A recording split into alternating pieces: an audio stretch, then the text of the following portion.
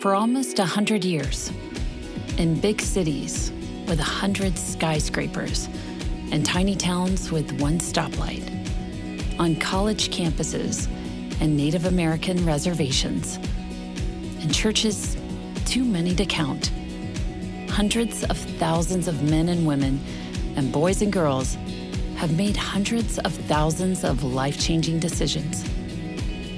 Almost none of them knew her name, and yet she was there.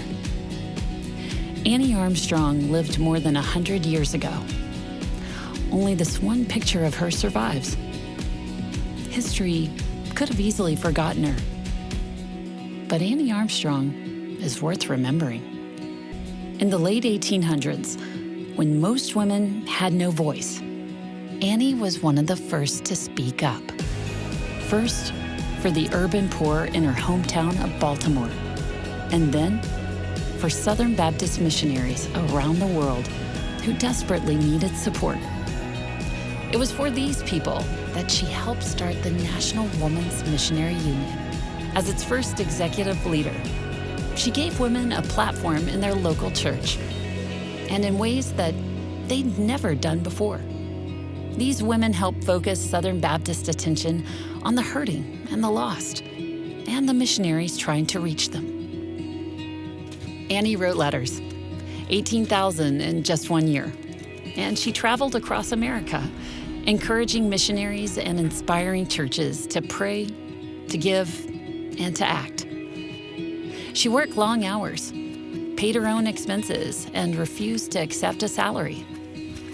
And in the darkest days of the Depression, right before she died, an offering was named after her.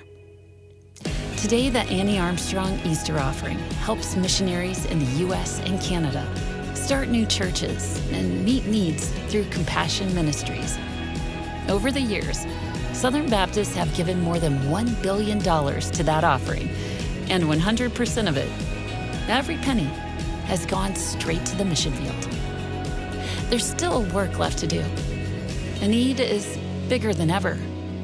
And that's why, even though she lived more than a century ago, and even though only one picture of her survives, Annie Armstrong's influence lives on. Because today in North America, just as it's been from the beginning, anywhere a missionary is sent, every time a new church is born, anytime someone gives to her offering so that a lost person might be found, Annie is there.